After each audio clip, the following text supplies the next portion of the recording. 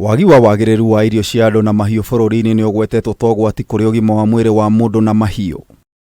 Anyiti itemi sector-ini ya urimi, ugima wa mwiri wa muingi, maria maturigicĩirie hamwe na honge cia thirikari, ciugĩte wongerereku wa irio citakinyanĩire ikĩro umanĩte na ũhũthĩri wa ndawa ũgwati urimi-ini wa mĩmera ya mahiu na andu. We've had competent authorities, but we've had maize with aflatoxin in the market. We have competent authorities, but we've had sugar which has mercury in the market. We have competent authorities to find all these manner of challenges that have been there. Therefore, who is this person who has this overarching role up here?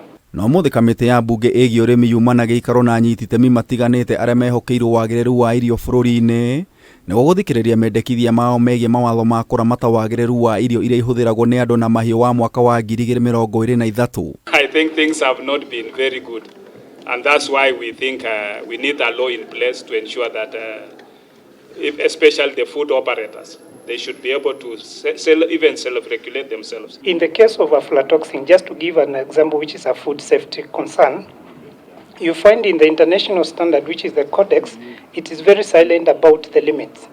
But at country level, we have a limit for aflatoxin. Hĩndĩ ya gĩikaro gĩkĩ mũmbunge wa Nyeri taũni Maina Mathenge nĩonanĩtie kwaga kũiganĩra kumana na ũhũthĩri wa ndawa ũgwati ũrĩmi-inĩ rĩrĩa mbunge yũrĩtio gũthing'ĩrĩria thirikari kũrũgamia ũhũthĩri wa makĩria ma mĩthemba 230 ma ndawa cia kũhũrana na tũtambi. When we look at some of the issues that we are facing in terms of certification for the international market for our horticultural produce and fruits, we have issues about pesticides that are being used in our country that are banned in other countries. Wagi wa mawatho marũmu kũringana na anyiti itemi aya nĩguo ũcũngĩrĩirie irio cia gũkũ bũrũri-inĩ kwaga thoko cia nanja wa bũrũri cikĩrĩkana nĩ ũgwati. If you look at the certification of our produce right now, the avocado, our standards certify avocado in this country, but out there in the outside market, they are rejected. So what does that mean? That we lack in terms of regulations and the standards, and that's why we must ensure that we have a bill